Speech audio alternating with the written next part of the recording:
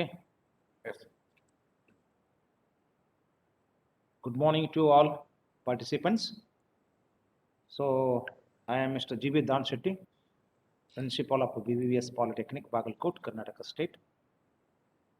Today, this is the last session of this Atal FDP on enhancing knowledge for conducting online classes, laboratories, and examinations for technical teachers and polytechnic teachers. My session today is on knowledge management for educational excellence. So, a great welcome to you all. Uh, my presentation mainly focuses on introduction, data, information knowledge, categories of knowledge, knowledge management in education institution, knowledge management value proposition, intangible assets of institute, intellectual assets of institute, intellectual capital of institute, knowledge and action, basic processes of knowledge management, levels of professional knowledge, key elements for successful implementation of knowledge management, IT infrastructure for knowledge management, 10 ways to achieve educational excellence, tips to achieve excellence, and lastly, conclusion. Here in my presentation, I want to give a clear concept regarding knowledge. If you heard the word knowledge, a lot of thoughts will arise in your mind. And you cannot define knowledge very systematically. But you know what is knowledge. But what is the definition of knowledge? And what the knowledge does? And what is the purpose of knowledge? And knowledge for what? It's a question before all of us. So, according to my insights or intuitions, what I studied during my study of research, the knowledge, it is a prime component of all human beings to excel in their personality. So, according to me, according to some experts or some theorists in the knowledge management subject, the knowledge is nothing but it is a fluid mix of framed experience, values, contextual information, experts' insights, great intuitions that provides an environment and framework for evaluating and incorporating new experience and information. That means when a person gets new information or experience, so that information and experience will be evaluated by that person. Based on that evaluation of information or experience, he will take one decision. So the knowledge for what? Knowledge for decision. Decision for what? Decision for action. So for particular action, there should be knowledge. So knowledge for action through decision. So this knowledge means it is nothing but it is a mental environment. It is a mental environment. So this mental environment mainly just like a fluid mix. So this mental environment is just like a fluid mix, which mainly consists of framed experience, values, contextual information, experts' insights, great intuition. This provides an environment and one framework for evaluating and incorporating new experience and information for decision making to lead to an effective action. So, for effective action, there should be an efficient knowledge. So, that is why to get a clear concept of knowledge, knowledge is just like a fluid. It is a fluid mix of five important things. There should be experience in a definite framework, values and contextual information, experts' insights, great intuitions. So the expert insights will be developed based on the involvement and practice. If you go deep into the theory, deep into the practice, you will get some insights, expertise. So expertise comes from insights. And intuitions means these are all natural knowledge. So immediate something will be happen to the people and he will think accordingly. That is called as a intuitions. So the intuitions, insights, framed experience and values and contextual information, this mix of all these five elements frame one mental environment. So this mental environment will help to evaluate the new information and new experience which you are receiving. Based on the mental environment, our decision will be or our information will be evaluated and decision will be taken. So the decision mainly depends upon the human mental environment. The mental environment mainly consists of past experience, values already inculcated, and the contextual information in which context you are working, that information, and your insights and intuitions. So the mixture of all these five will frame or will develop an environment which helps for evaluating the new information or new experience. So that is why, in simple, knowledge is nothing but it is a mental environment. If the mental environment is full of peace, definitely decision will be very effective and useful. If the mental environment is disturbed, whatever information given to you, you will think in a wrong way. So the decision may be wrong, action will be wrong, and there will be destructive activities. So for constructive activities, the knowledge should be well balanced. So that is why that is the meaning of knowledge. So here, meaning of knowledge management. Look here, the management term itself consists of four important elements. The management mainly consists of four principles. The first one is planning, organizing, directing or coordinating, and monitoring and controlling. These are the four principles of management, philosophy or principles.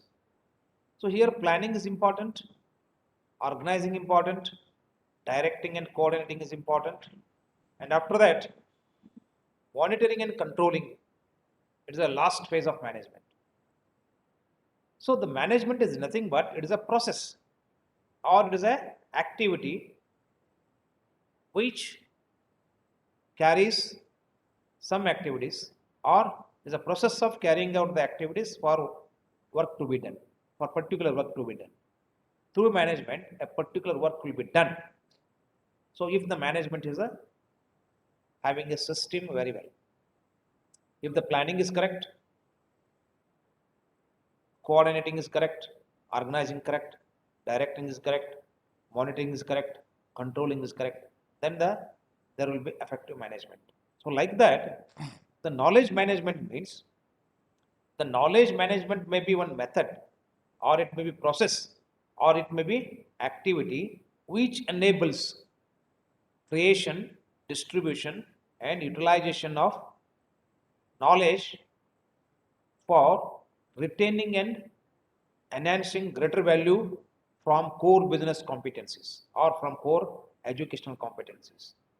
The knowledge management means it is a method or it is a process which enables creation, distribution, and exploitation of knowledge to create and retain greater value from core business competencies or core institutional competencies. Here, the knowledge management concept have been evolved or arised in industries where the economic activities are going on fast. And here the industries, they want a money from resource, from raw material, they will convert the raw material into money. Idea converted into money. Idea will be converted into money. So for that, they will apply knowledge, how to convert this idea into money. So to convert that idea or to create idea, we have to create knowledge. So the one important element of knowledge management, the first element, the first stage of knowledge management is knowledge creation. Knowledge has to be created and knowledge has to be distributed in the organization. And after distribution, the knowledge has to be utilized properly for effective action. And through effective action, we can achieve our aims, goals, objectives, and vision. So, like that, the knowledgement always enables all these three. The knowledge management, or it may be a process or procedure or method, whatever it may be, which enables knowledge creation, knowledge distribution, and knowledge exploitation. For what? To create and retain greater value. The institution or organization should create one value and the value should be retained properly. Sustainability. So to do that, we are utilizing the knowledge. Then that is called as a knowledge management. So in the knowledge management, three important elements or components are creation, distribution, and exploitation. If these three are done effectively, then that will be called as a knowledge management. And what about history of knowledge management? Here, if you look into the history of knowledge management, it is having a, in India, it is having a big history or it is a very lengthy history, but it was not recorded properly. In ancient days, in ancient India, the knowledge was being created very systematically and it was distributed very systematically and it was utilized very scientifically and systematically, strategically. But after some time, the knowledge management have been failed because of some other activities or some other intervention from Western countries or other things who have ruled our country. So now, actually, in recent days, the knowledge management, if you go into the history of knowledge management, the knowledge management history starts from 1980s. 1980s. So here, in 1980s, knowledge began to be viewed as a competitive asset. Before it was not being considered as a competitive asset. It was not being considered as a resource. Knowledge was forgotten. Yes, now during 1980s, the knowledge began to be viewed as a competitive asset. Around the same time, that information explosion started becoming an issue. The trend was fueled by the development of information technology systems, which made it simple to store. So during 1980s, there was a big trend. There was a development of information technology throughout the globe. And that information technology, development of information technology, made it simple to store, display, and archive classified, indexed information. So it was very easy to store, to display, and archive, classify, and index information according to our requirement. Because of evolution of information technology, these activities have become very easy. So from there onwards, the history of knowledge management started. So the seeds of knowledge management may also be found in business practices like total quality management and business process reengineering, etc. So to which knowledge management is often compared. We are comparing the knowledge management with total quality management as well as business practices, as well as uh, that is business process re-engineering, re-engineering of business processes, and total quality management.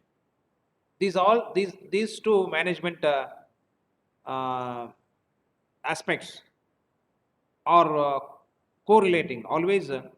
They are compared with the knowledge management. A number of management theorists have contributed to the evolution of knowledge management. There are so many theorists are there, experts are there. So many theorists and experts have contributed their research contribution to the knowledge management. Amongst them, such notables are Peter Drucker, Paul Strassman, and Peter Senge in the United States. They have contributed a lot of things to the knowledge management. Peter Drucker and Strassman have stressed the growing importance of information and explicit knowledge as organizational as resources, and Senge has focused on the learning organization. You might have heard the learning organization. So the learning organization is nothing but the organization which is managing knowledge very effectively. So that concept have coined by Senge, and a cultural dimensions of managing knowledge. And here, Chris Argyris, a Christopher Bartlett, and Dorothy Leonard Bratton of Harvard Business School have examined various facets of managing knowledge.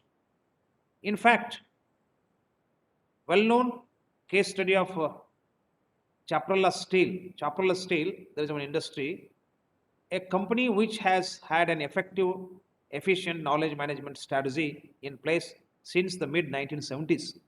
In 1970, that Chaparral Steel Company had the concept of knowledge management in its organization. So, like that, by the 1990, number of management consulting firms and had begun in-house knowledge management programs, and several well-known US, European, and Japanese firms had instituted focused knowledge management programs. By the mid 1990s, knowledge management initiatives were flourishing, and right now, the International Knowledge Management Network began in Europe in 1989, went on online in 1994, and was soon joined by the US based Knowledge Management Forum and other knowledge management related groups and publications. The number of knowledge management conferences and seminars is growing as organizations focuses on managing and leveraging explicit and tacit knowledge resources to achieve competitive advantage. So this is the some information regarding history of knowledge management.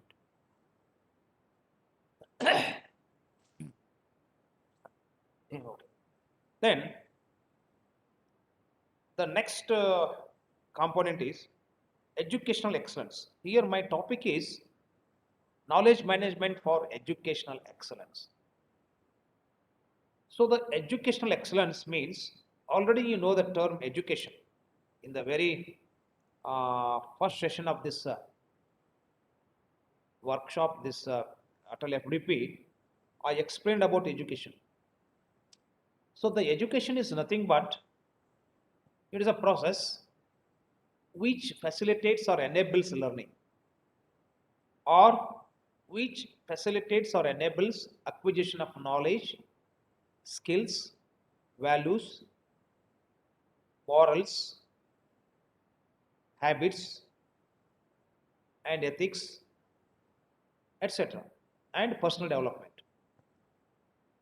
So here, the educational excellence means the excellence in all these things: excellence in learning, excellence in acquisition of knowledge, excellence in acquisition of skill, excellence in acquisition of values, excellence in acquisition of morals, excellence in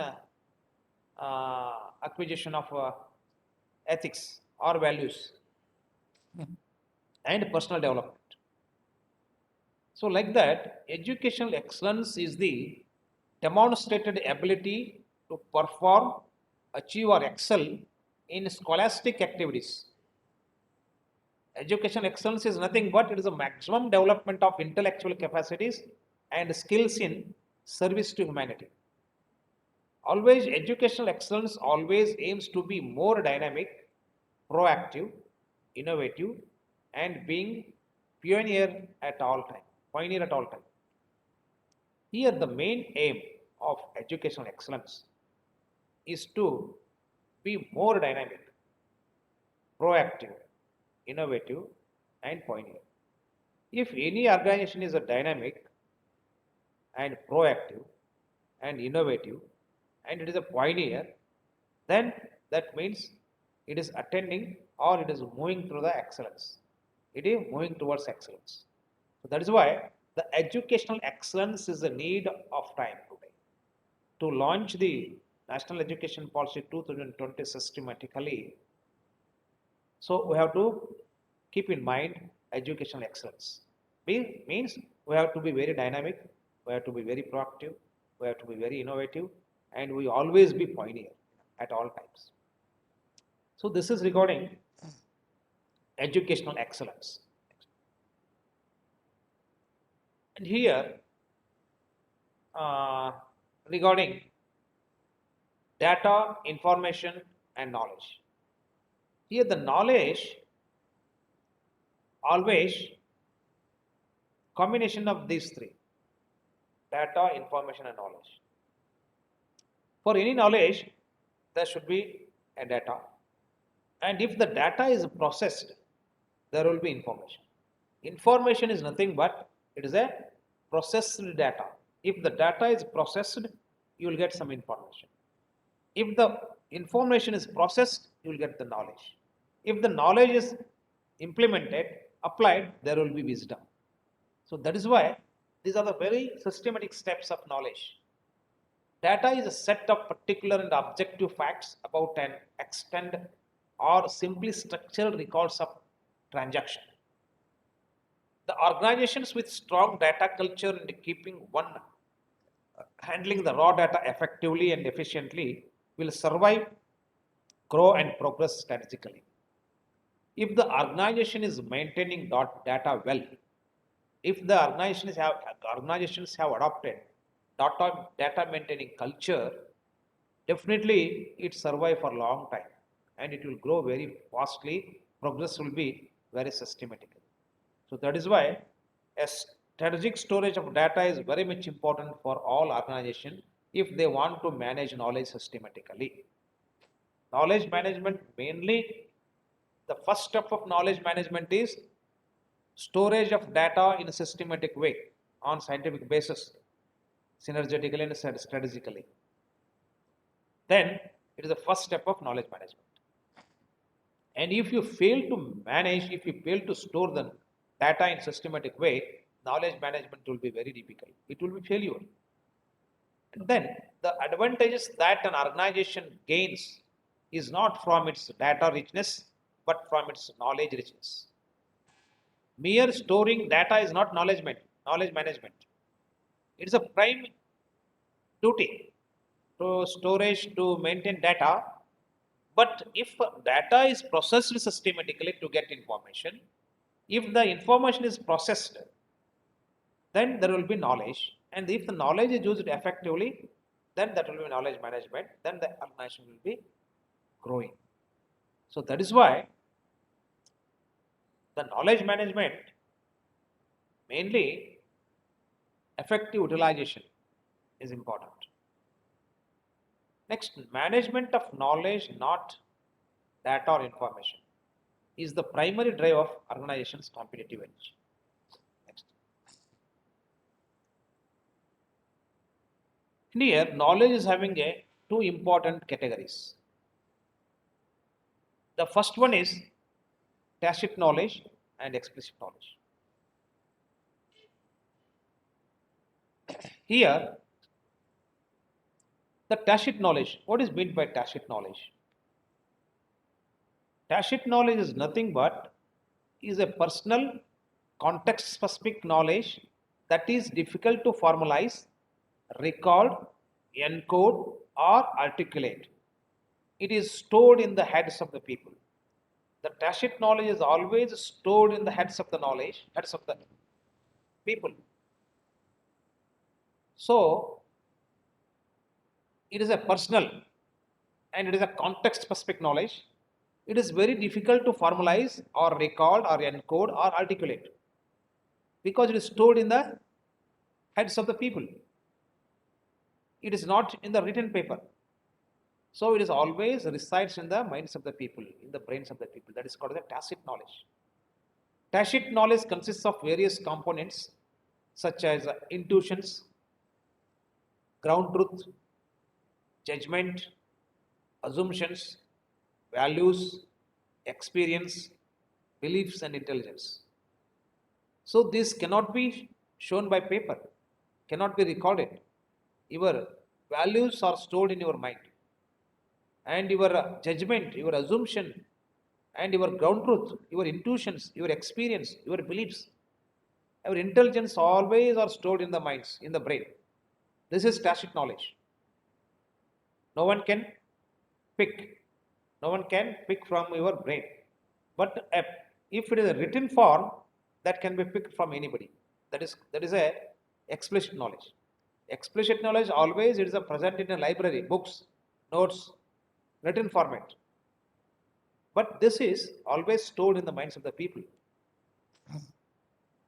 So the tacit components of knowledge mainly developed through process of trial and error encountered in practice.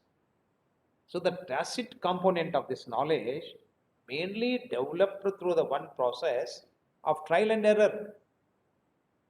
You will make some trial and error, do something. So during practice, you are making some practice on something. You will make some trial and error. So based on this practice, trial and error, you will get some knowledge that is stored in your mind. That is called as tacit knowledge. And tacit knowledge can be converted into explicit knowledge through externalization that is often driven by metaphors and analog. Analog, you might have heard the name analog in electronics. So this analogy, through that, through externalization, you can convert your tacit knowledge into explicit knowledge. So it is very hard to manage, share or support with IT. Needs rich communication medium. To transfer your tacit knowledge to some people, you need very excellent or rich communication media. If your communication capacity is good, you can transfer your tacit knowledge into explicit knowledge, or you can transfer your tacit knowledge to tacit knowledge of others. If the communication is very wrong, the tacit knowledge cannot be transferred to the other person as a tacit knowledge. So that is why it is very hard to manage, share or support with IT. It needs rich communication media. Transformation of tacit knowledge needs a strong communication medium. And regarding explicit knowledge, the explicit knowledge, it is that component of knowledge that can be codified and transmitted in systematic and formal language, documents, database, webs, emails, charts, etc. So you are seeing so many documents, database, webs, emails, charts, etc., figures. So all these things represent explicit knowledge. That is why this is a explicit knowledge is a component of knowledge that can be codified. It is a codified and transmitted in systematic and formal language through formal language. So that is called as a explicit knowledge. Knowledge in the documents, knowledge in the journals, knowledge in the books, knowledge in the webs, knowledge in database, knowledge in documents, knowledge in email, knowledge in charts and figures. So this knowledge is called as a explicit knowledge. And explicit knowledge can be developed through explication of tacit understanding and interpretation of information. It is stored in documents, database, web pages, emails, charts, etc. It is well supported by IT. Next. knowledge management in education institution. Yes, let us come to institution. The knowledge management in a business context is to enable creation, distribution, and exploitation of knowledge for creating and retaining literary value from core business competencies. This is in business context. But how to apply this knowledge management in educational context?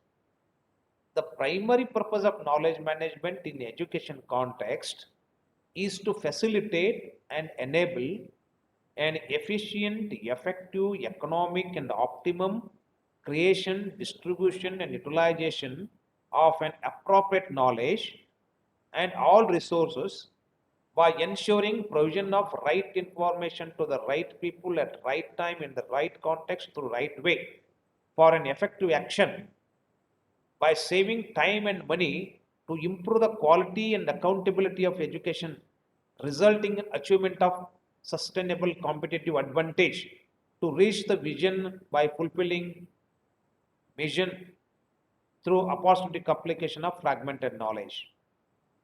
So the definition is very confusing, but I can explain to you. The primary purpose of knowledge management in education context is to facilitate what? Is to enable what? It should facilitate an efficient, effective, economic, and optimum creation, distribution, and utilization of an appropriate knowledge. For education system, it want some knowledge, it should be appropriate. For our institution, we want one appropriate knowledge. We should not knowledge more, knowledge less. We want exact knowledge and it should be appropriate. Here the term appropriate. So the knowledge management in education context or knowledge management is a process. It is an action. It is an activity which facilitate enabling and enable an efficient, effective, economic and optimum utilization, creation and appropriate knowledge and all resources. The institution is having so many resources, physical resource or human resource. So this physical resource and human resource, all these resources should be utilized optimally, optimum utilization of all these resources. There should not be waste of resource and there should not be idle of resource. At any time, the human resource and the physical assets should not be idle. If it is idle, it is a national waste. So like that, you have to decide a strategy, optimum utilization of all resources. So that is why we want to create an appropriate knowledge. So the knowledge creation, distribution and utilization of an appropriate knowledge and all resources. And how it is possible? This is possible only the institution should ensure the provision of right information to the right people at the right time, in the right context, through the right way for an effective action. The information, right information to reach to the right people at right time, in the right context, through right way. Then only there is an appropriate knowledge is being transmitted. Then there is an optimum utilization of resources will be happening. If you give a wrong information to the wrong people and over information to the people who does not want that, it's a waste. So that is why optimization of resources is very much important in knowledge management. Appropriateness and optimization. Whatever you are doing, it should be appropriate and it should be optimal. So these two are the important factors to be remembered by all knowledge management experts. No resource should be wasted and there is no resource should be shortage. Optimization at right time to the right people at the right context the right way. If you ensure this one and by saving time and money, it saves time and money. There should not be wastage of time and money and there should not be compromise of quality and accountability of education. And it can be happened through opportunistic application of fragmented knowledge. The knowledge is fragmented in the institution. So each and everybody is having a different knowledge, and each and every asset is having a different purpose. So this fragmented knowledge, the knowledge is fragmented, scattered. The fragment integration of that knowledge on what basis? On opportunity basis. So that is why an opportunistic application of fragmented knowledge through integration is an important activity of knowledge management. Opportunistic application, search an opportunity for the development of an institution, and to encash that opportunity, integrate the scattered knowledge. The knowledge is scattered throughout the organization. So to encash that opportunity, you have to integrate the scattered knowledge, channelize them, mold them, and encash the opportunity. So this mechanism has to be developed systematically. So that is why the important element of knowledge management in the education context is opportunistic application of fragmented knowledge through integration. All knowledge in the institution should be utilized properly. So that is why the knowledge maps has to be created. Find out the knowledge gap, identify the knowledge maps, and take the use of knowledge maps, identify the opportunities, and apply the knowledge in systematic way to encash an opportunity. So that is called as a knowledge management in education context. So we are the education context, we are in the education line. So our aim is to knowledge, manage the knowledge in a systematic way by providing, ensuring, and right information to the right people at the right time in the right context to the right way to achieve our vision systematically without wasting time and money and effort of the people. So this is the base. This is the philosophy behind knowledge management in educational context. Next. And here, what are the value proposition of knowledge management? What it does? Knowledge management value proposition. What is the value of knowledge management? How it is being treated? How it is being valued? The ability of institution to exploit their intangible assets is more decisive than their ability to exploit their physical assets. Here, in organization, the ability of organization to exploit its intangible asset is more important, more decisive than their ability to exploit their physical assets. We are having a lot of physical assets and a lot of intellectual assets. Intellectual assets means it is a people asset, it is the minds of the people, it is the knowledge of the people in their mind. That is intellectual. So the intellectual asset has to be encashed rather than using physical assets. Physical assets can be used from anybody, but using of intellectual assets for the development institution needs a very good strategic planning. So that is why the ability of institutions to exploit their intangible assets is far decisive than their ability to exploit their physical assets. As needs and demands of the stakeholders shift, it is a market shift. As needs and demands of the stakeholders shift or market shift, uncertainty dominates, threat occurs.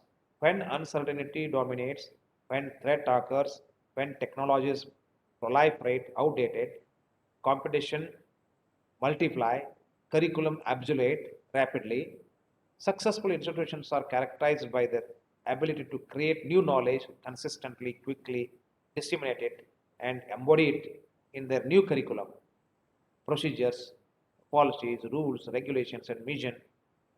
The road to harnessing their expertise comes with few shortcuts. So look here, the knowledge management is having a lot of it. Today, stakeholdership means throughout India, engineering education is getting less demand compared to previous 10 years. There was a big demand for all engineering courses in the country. Now the market have been shifted from engineering education to medical education or paramedical education or commerce education as per my concept. As per my knowledge, as per my experience, I am talking to here. So this market shift and uncertainty dominates. Today the uncertainty have dominated and threats are being occurred because of unemployability or unemployment for the output of institutions. Threat is occurring and technology proliferate. The technology is outdated very fast. Competition is multiplying. Curriculum is being obsoleted rapidly. So, in such a situation, successful institutions are characterized by their ability to create new knowledge consistently. So, we have to create new knowledge consistently. As per the need, we should go on creating the knowledge and quickly disseminate it. If you are creating new knowledge, if you are having a new ideas in the institution, just as quick as possible disseminate it to the people. If you keep idea in yourselves, if you if you uh, if you what is postpone it, procrastination. If you make it procrastination, the idea will be dead in future. If you make a delay, the delayed idea will become dead. The delayed idea will become dead. If you are getting idea today, just as much as possible you disseminate it rapidly, quickly, and embody it in their new curriculum and procedures, policies, rules, regulations, and mission. Then there will be a comfortness for the institution. Institution will be survived or it will reach its competitiveness. And here some shortcuts I will show. Here, knowledge integration is an economic engine of economic prosperity. I have told you already. Opportunistic application of fragmented knowledge through integration. The knowledge integration is an engine of economic prosperity. If the country has to prosper economically, if the institution has to grow economically, the first step is knowledge integration, collective knowledge. So that is why knowledge integration is an engine of economic prosperity. Unpredictable job markets necessitates organized abandonment. So here, job market is unpredictable today. So it has created amalgamation of a coordination, cooperation of industries. We have to cooperate.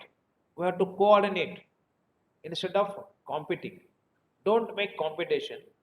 Always try to collaborate and coordinate. You will survive and he will survive. If you are competing with other institution, so there will be a game or there will be a competition. In the competition, one will win, one will lose. There should not be win and lose mechanism. There should be win-win mechanism.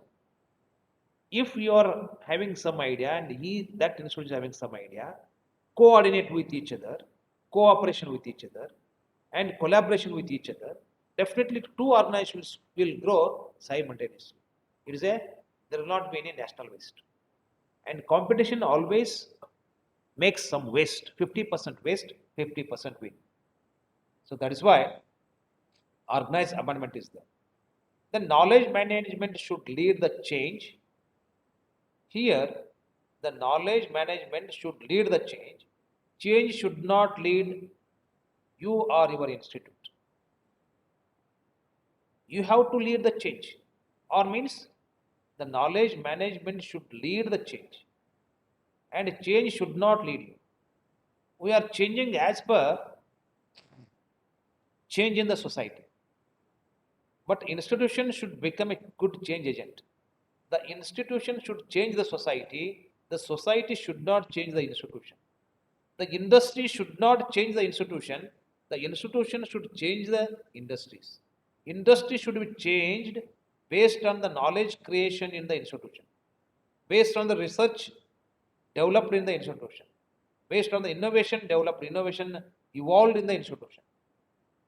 So then that will be called as a knowledge management in the institution. Change should not be,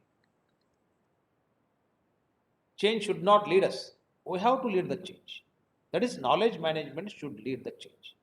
The knowledge management should allow the institution to turn the complexity, uncertainty, and ambiguity into its advantage. Here, the important activity of knowledge management should allow the institution to turn the complexity. You have to turn the complexity. The problem should be changed into advantage.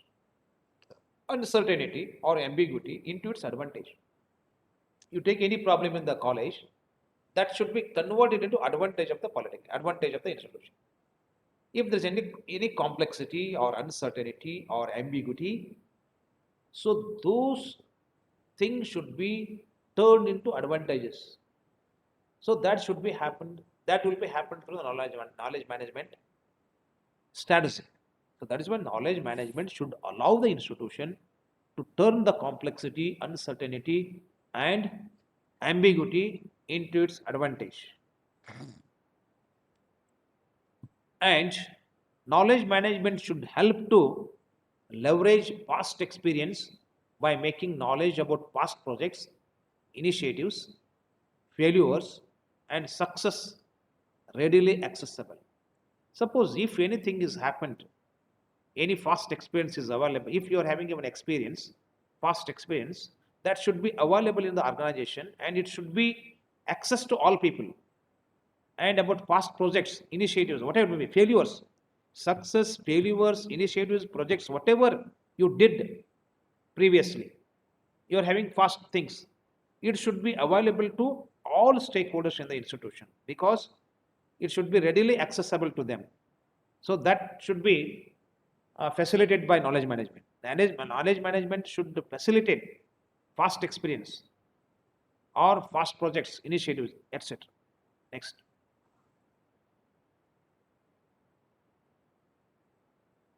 So KMLE proposition. Knowledge management of an institute should bridge the gap between demand and supply of manpower by considering local and global needs. Look here. Demand and supply of manpower. Suppose the demand for mechanical engineer or a civil engineer or whatever discipline, the demand for particular department or particular discipline, we have to make an excellent or very good survey.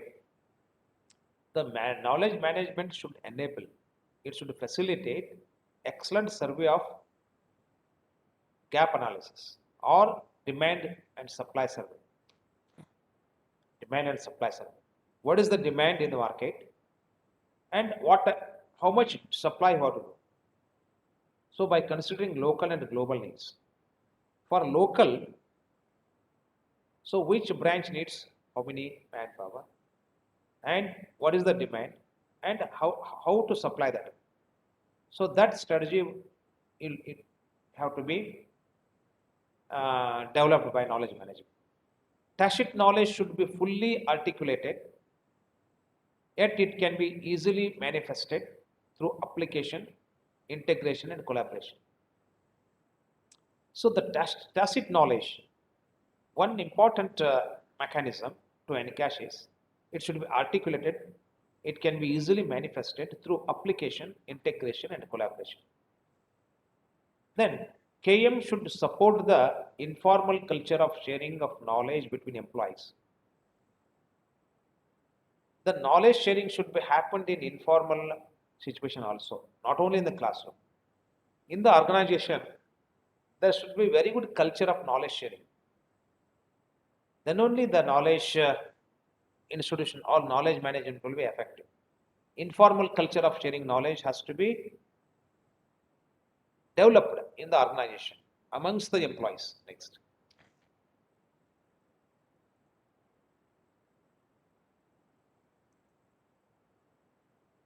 Look here.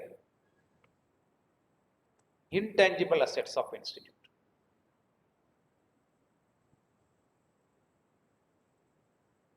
we are having lot of human resource and lot of physical resource, physical asset. Human resource and physical resources are the assets. These are the prime assets for our organization. But here, in addition to that, we are having intangible assets of institute. These are the tangible assets. Directly, we can see, we can do, we can take, extract. But the intangible assets of an organization are the brand recognition is an intangible asset. It is an asset of institution. If you are having a brand recognition in the society, so that is important asset of organization, intangible assets. We have to give focus, we have to give more focus on intangible assets. Because in knowledge management, encashing this creation of intangible assets and encashing of intangible assets. Here the tangible assets are human resource and physical resource. These are the tangible assets. We can create, we can distribute, we can exploit these resources very systematically. But intangible assets, we are not giving importance to the intangible assets. Intangible assets plays a vital role for the sustainability or survival of the institution.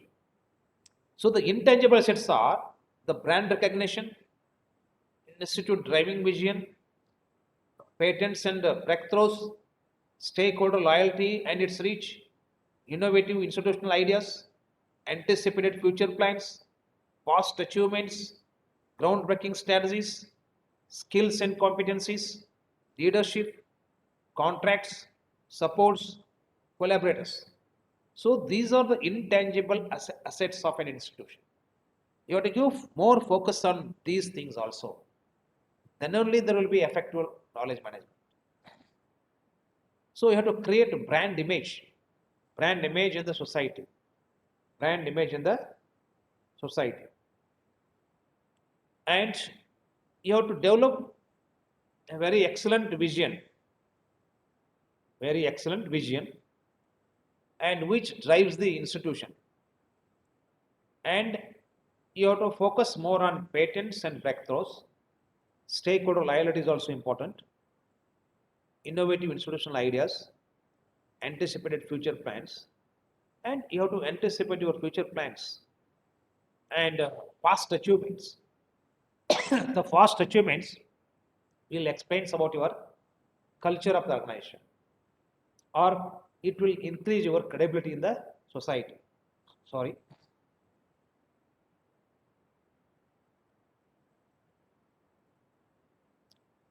Groundbreaking strategies. You are having wonderful strategies. So these are your intangible assets. The strategies are intangible assets, and tacit knowledge is an intangible asset of your institution. You have to encash it. And the important thing is skills and competencies of your employees, of our employees. Skills and competencies always plays a vital role in knowledge management activity. And the first most important thing is leadership. Leadership drives the knowledge management very excellently. If the leadership is failure, total knowledge management process will be failure. And at the same time, your contacts, not contracts, your contacts, supports, collaborations. So these are all intellectual assets or intangible assets of the institute, are also being called as a intellectual capital, intellectual capitals. These intangible assets are also being called as intellectual capitals. Next.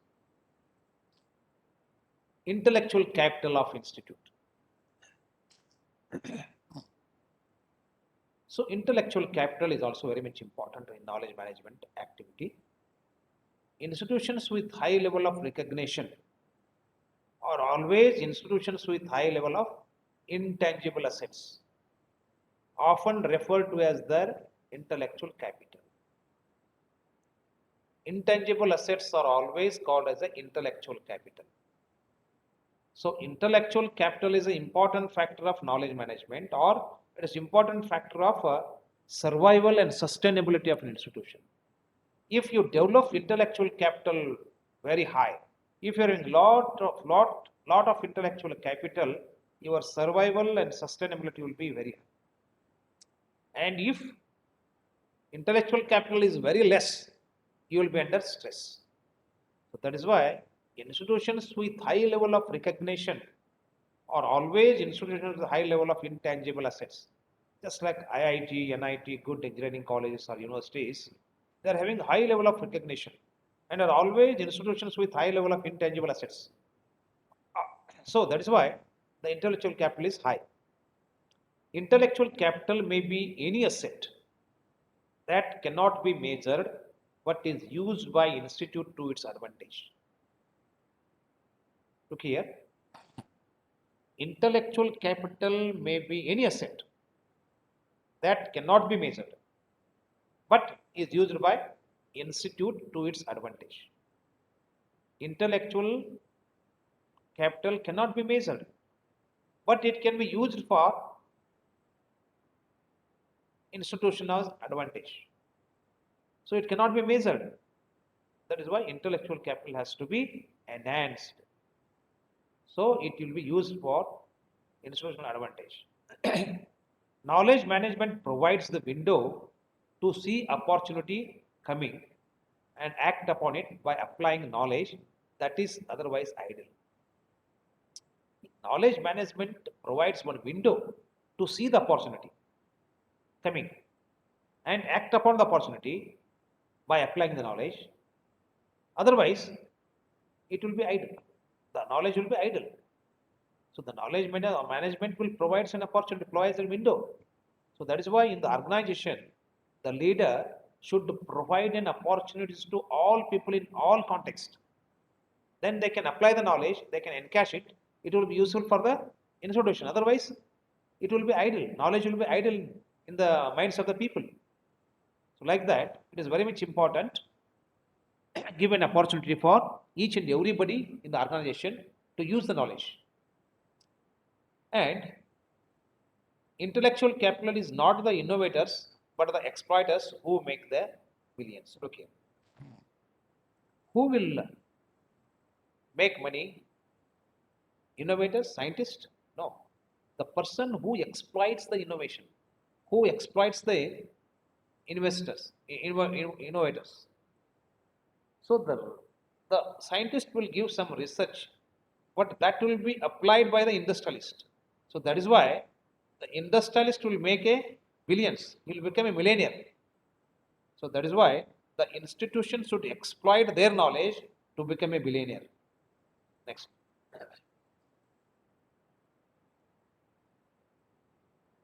Intellectual capital of institute.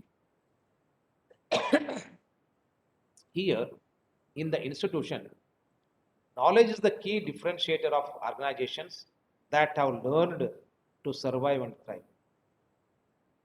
Intangible assets derived from processes based on application of knowledge are the key determinants of reputation of organizations. The reputation of organizations mainly depends upon the intangible assets of that organization it earned. Then reputation of an institution is largely based on intangible assets. If your institution is reputed in the country, you should have strong intellectual capital, good relations, good alumni, good stakeholders, good employees, good infrastructure, everything. So all these intangible assets, intellectual capitals, should be strong. Knowledge management helps to avoid unnecessary work duplication. It avoids unnecessary work duplication, expensive reinvention, and repeated mistakes. Knowledge management avoids duplication of work, expensive reinvention, and repeated mistakes. Mistakes are quite common, but the knowledge management people will not make mistake. I won't agree. Knowledge management person may do mistakes, but they will not repeat it. So they will avoid the repeated mistakes and they avoid the expensive reinvention and they avoid the duplication of the work. In so many colleges, so many institutions, duplication of work is going on continuously in different departments because there is no coordination, cooperation, collaboration between the departments. One department is doing one thing, the same thing is being done by the another department. Duplication of same thing is being done. because there is non-coordination, non-cooperation, and because of collaboration, non-collaboration. If you collaborate with each other, the duplication of things will be avoided, and reinvention will be avoided, and mistakes will be avoided. If you make one mistake in one department, if you give information regarding that mistake to other departments, they will not do it. If you don't transfer that mistake to other department, definitely in future they will do the same mistake. So that is why the knowledge management helps to avoid all these things. Then effective knowledge management can provide channels for smart knowledge integration and application.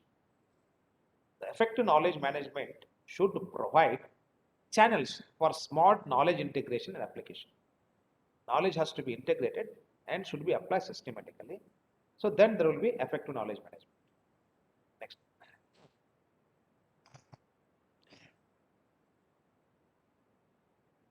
Intellectual capital of an institution here. Knowledge management can save an organization from knowledge walkouts. Look here.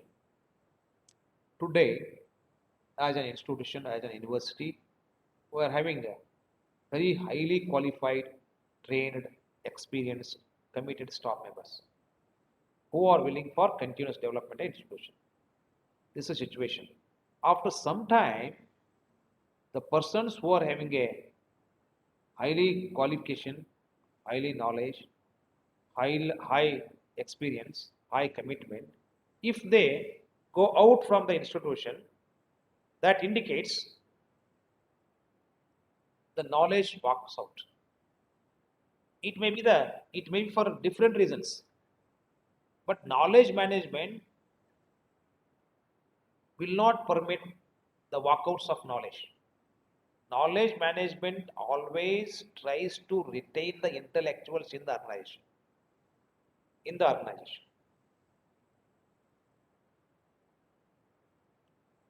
So, knowledge management can compress delivery schedules, curriculum delivery, especially in the institution, and help organization deliver ahead of time. So the here curriculum delivery sometimes the optimum utilization of resources means a what is that called as a large quantum of content should be explained in a less time. Large quantity of content should be explained, should be understood by the students in very less time. So that is called as a curriculum delivery. That means knowledge management will compress the delivery schedules. The knowledge management always gives or it delivers the content in very less time. That is more content, more subject content will be delivered in less time and help organization deliver ahead of time. So in the shortest time, lot of knowledge will be given to the students. And knowledge management can make an organization a proactive anticipator. The organizations which are applying knowledge management systematically, always they will be a proactive anticipator. They will decide about their future and they will think about their future and they will identify the future advancement and the future of the organization. They will anticipate the consequences. That is why they will be very proactive. Knowledge management can make the organization a proactive anticipator.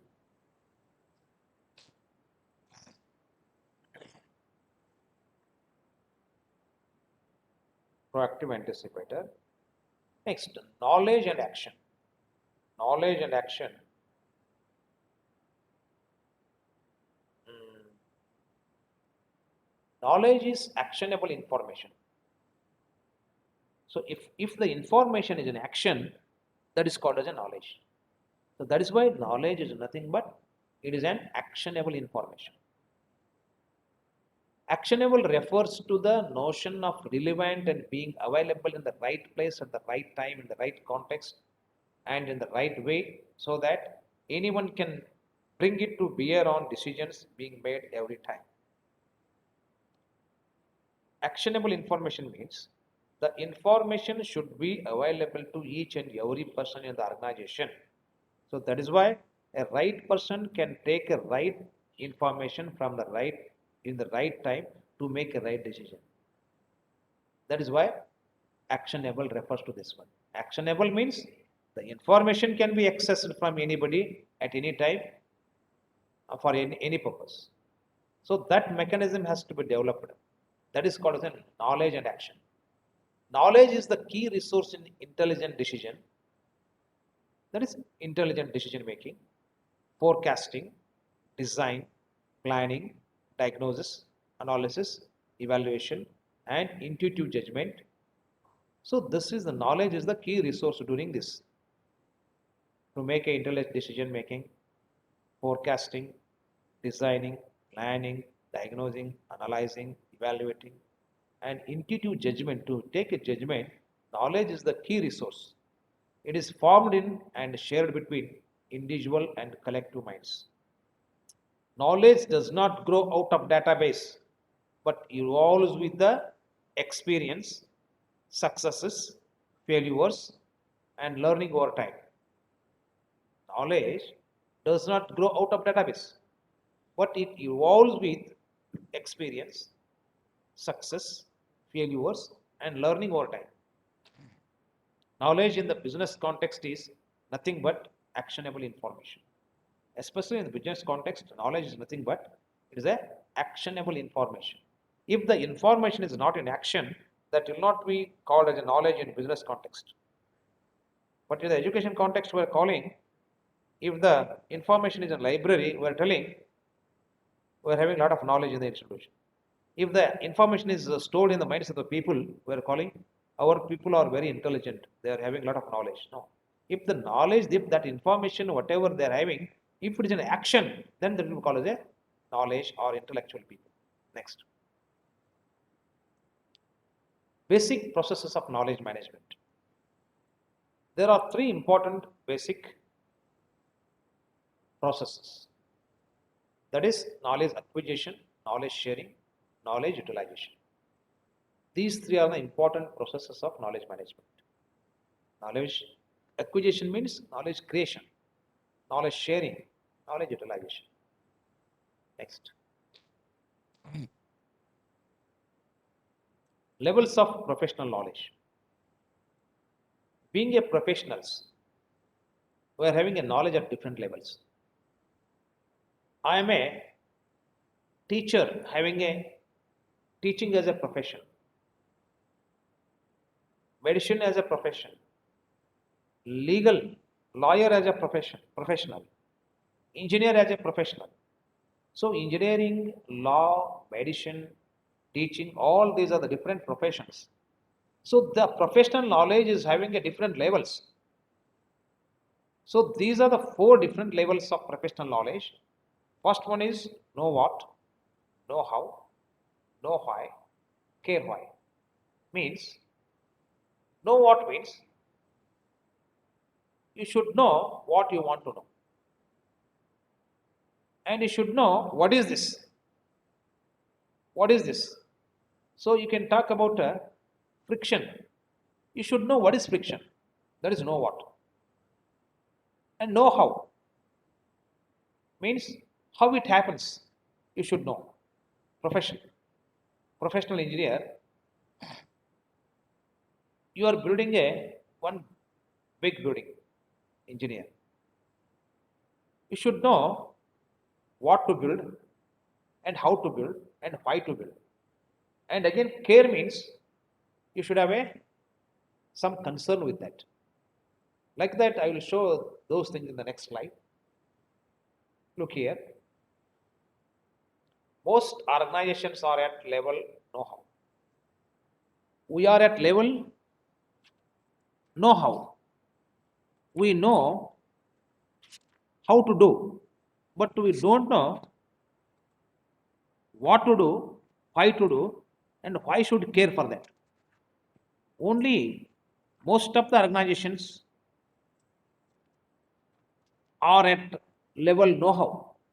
To be able to move knowledge workers from know-how level KM system must support extensive decision and conversion so that the participants and employees get feel for the problems rather than simply applying well. No known rules that have worked in the most situations. But as an example, we know being a auto mechanic, I know how to dismantle, how to assemble.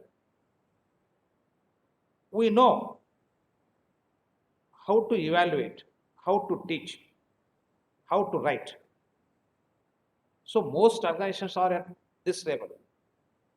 Professionals are no, they know how to make injection, they know, but they don't know what injection should be given, why should be given, why it should be cared. So only some rules that have worked already based on the rules we are doing. The rule will be implemented as per the rule you are doing. Next. Here, the next one is know how, know why, know why. A systema's understanding represents the know why aspect of knowledge.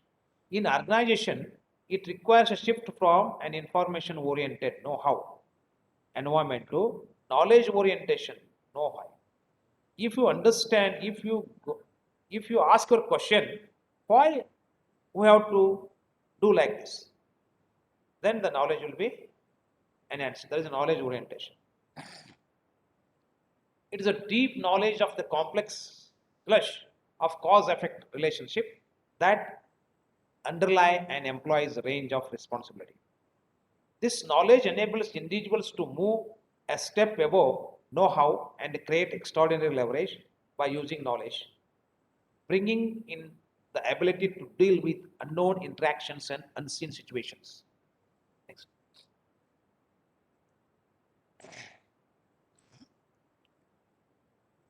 So, to be able to move knowledge workers from know how level, a knowledge management system must support extensive decision and conversation so that the participants and employees get a feel for the problem rather than simply applying well known rules that have workers in most situations.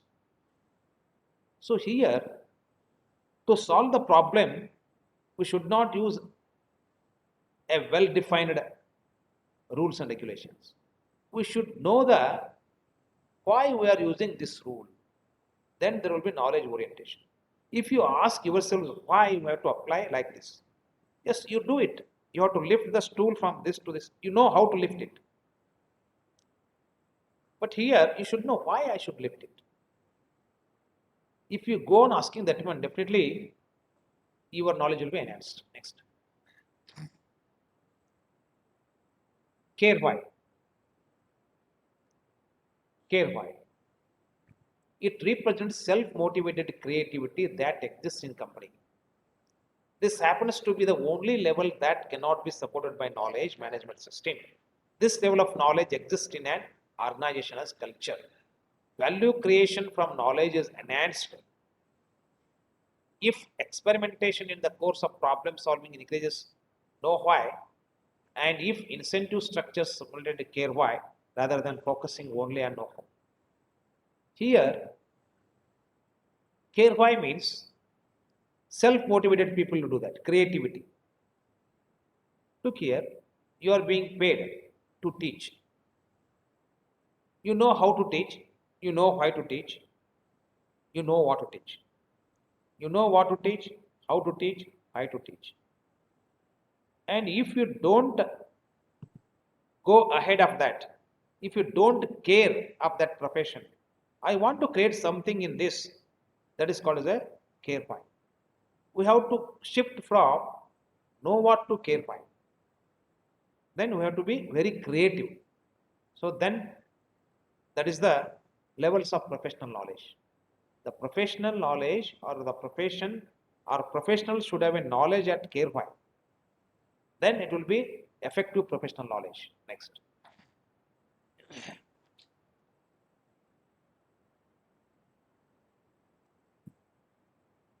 Key elements of successful implementation of knowledge management. Here, 8 important key elements for successful knowledge implementation in organization. Key elements. People is a key element of successful implementation. People are important. Technology is important. Processes are important. Infrastructure is important. Leadership is important. Organizational culture is very much important. Structure and culture. Empowerment of employees.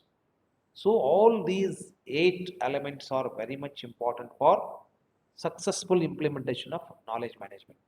These are the key elements. People should be trained well. People should be treated well. They should be trained and treated well.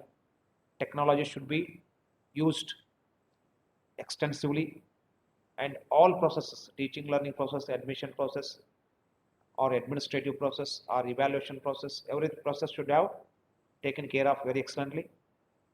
And high-tech infrastructure, that is adequate infrastructure should be there, and efficient leadership should be there. If the leadership is efficient, then knowledge management will be useful. Then organizational structure, it plays a vital role.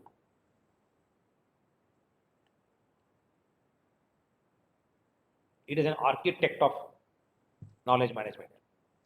Organizational structure should be like that. Each and everybody in the organization should be coordinated and cooperated and work together. And this culture has to be adopted there in the structure. And you have to empower each and every employee to reach the vision. So these 8 elements are key elements of successful knowledge management. Next, IT infrastructure for knowledge management. So information technology infrastructure has to be developed in the institution for effective implementation of knowledge management. ETLP, electronic teaching learning process, to achieve complete transparency at all levels of the academic processes. Students are the key beneficiaries of electronic teaching learning process, and high bandwidth and high speed internet connectivity should be there for IT infrastructure for knowledge management. Wi-Fi facility at every location of the institute. Computers and laptops for all faculty and servers. Online library, online journals for teaching and research. More number of softwares packages like Oracle, SPSS, MAT, SAS, SAP, etc. Online virtual tour of the entire campus. And video conferencing facility should be there. Facilities for online virtual reality. So these are the IT infrastructures needed for knowledge management in institutions to be effective. Next. Then 10 ways to achieve educational excellence in institution. I have told you at the very beginning, educational excellence. So there are 10 important ways to achieve educational excellence through knowledge management. Knowledge management for educational excellence means the first step is know about ourselves, SWOT analysis. So if you know about yourselves, you can decide what to do. You can decide your vision and dream and vision. That is why the first step of achieving education excellence in the institution is, first of all, we should know about ourselves. Then the second way is establish good culture of work. The culture of work in the organization, especially if you compare the culture of Western culture and Indian culture, East and West. The Western culture is entirely different from Eastern culture. In the Western culture, they are having some just like meaning is Occidental qualities. The Occidental qualities means like sense of duty, punctuality, loyalty, or discipline, and sobriety. So the Western people are having sense of duty, then punctuality. then discipline, then sobriety. So like that, we have to establish good culture of work in the organization. Then optimum utilization of all resources. So the optimization of all resources has to be developed. Provide conducive academic environment. Manage time. Set and work towards realistic goals. Engage in social activities and extracurricular activities. Develop strong feedback loop. Feedback loop should be very correct. And you have to work on the feedback. Without feedback, we should not make any action. Once action is there should be feedback. Again, works on that feedback. Again, action will be improved. So that feedback loop should be very strong. Focus on values and ethics. Develop better industry-institute interaction and environment. These are the 10 ways to achieve educational excellence in the institution. If you want have educational excellence in the institution through knowledge management, you have to adopt all these 10 elements very systematically. Next. Tips to achieve excellence. Some 5 tips I mentioned here. The 5 tips now. The first one is have a strong desire and passion for excellence. We people should have a desire and passion for excellence. Make a blueprint of smart plan. The plan of your institution, the plan of your department should be smart. That means the plan should be very specific and it should be measurable, it should be achievable, it should be realistic, and it should be time bound. 5 important things. Always the plan should be very specific, it should be measurable, it should be achievable, it should be realistic, it should be time bound. That is a smart plan. That is why you make a blueprint of smart plan of your institution or your department to achieve excellence in the education. And believe in yourselves. Some people doesn't have belief on their own.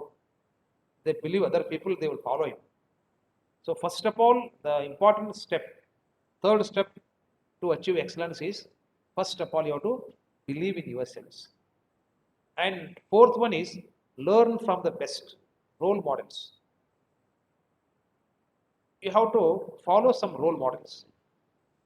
You have to identify some role models in your field, follow them, learn from them, learn from the best, means following the role model. And work hard with patience and never give up. Hard working is very much important. Hard working and patience is very important for achievement. So make a hard work with patience and never give up. Don't leave it. Don't give up. If you don't get success, if you get a failure, don't leave it as it is. You analyze and evaluate why the failure have been occurred. Again start it. Again make new strategy. That is why hard working with patience. So these are the 5 important tips to have excellence in the education, to achieve excellence in the education. Next. And at the end, in conclusion, excellence is an inevitable. Without excellence, we cannot survive today. We have to move towards excellence. We have to start our journey towards excellence. So journey towards excellence is inevitable for survival and sustainability of organization. Knowledge management is a launching pad for excellence. To have an excellence, you have to adopt knowledge management principles in the institution. Suitability and survival of a institution mainly depends upon intellectual capital. A strong database is first step of progress. You have to maintain a strong database in the institution. It is the first step of progress. If you don't have data, you don't have information. If you don't have information, don't have knowledge. If you don't have knowledge, there is no wisdom, there is no decision, there is no action. That is why knowledge is the currency for the next millennium. That is why the next millennium will witness the knowledge as a currency. Today, the knowledge is going to become a currency for the next millennium. That is why you have to give more importance to the knowledge. So, especially in the knowledge management, intangible assets rather than tangible assets. And knowledge is the backbone of economy. The country economy mainly depends upon the knowledge what it is having. If the country is having a very excellent knowledge society, knowledge culture, knowledge economy. So that is why the booster, knowledge is the booster of economy. If the economy has to boost it, there should be excellent knowledge. So that is why knowledge is the backbone of an economy. So with this, I conclude my presentation. And if anybody want to ask anything or they want to add something or any interaction, so 5 to 6 minutes is available. So you can ask or you can chat. I will answer instead of asking. You can chat. I will answer to that.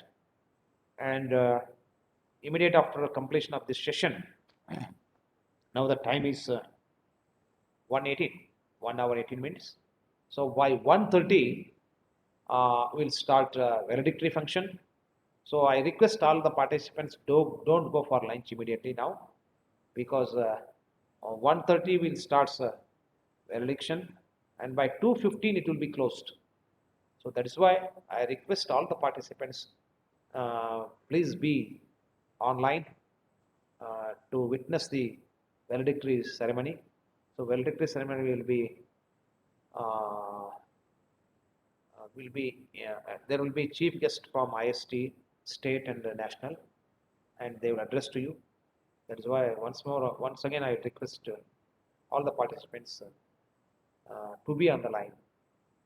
Immediate after this session, 1:30, exactly at 1:30 we'll start valedictory. 2:15 it will be closed. Thank you one and all. Any questions?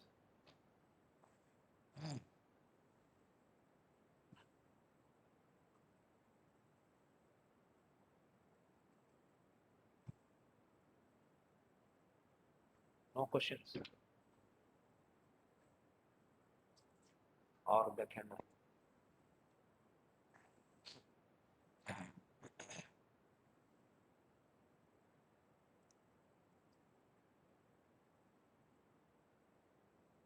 Anyone? Yeah.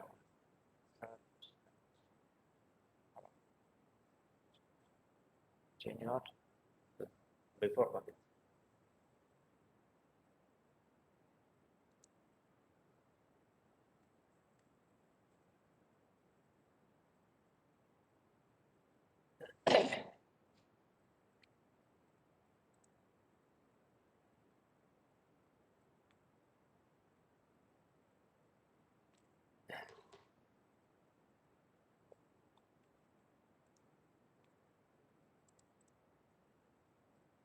If there are no sessions, we will end the session.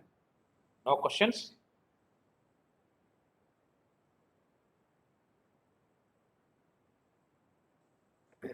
We will end the session. On the behalf of the coordinator, Srimati R.T. Amkir Madam, and all the participants, I wholeheartedly thank our beloved principal, G.P. Danshetty sir, for delivering this lecture in his busy schedule. I once again thank our beloved principal on behalf of all of you, and I request all the participants to not to leave the online sessions. We will conclude this, or we will there will be a valedictory function immediately after 10 minutes break. Thank you once again. 1:30 exactly to start it. We will complete by 2:15.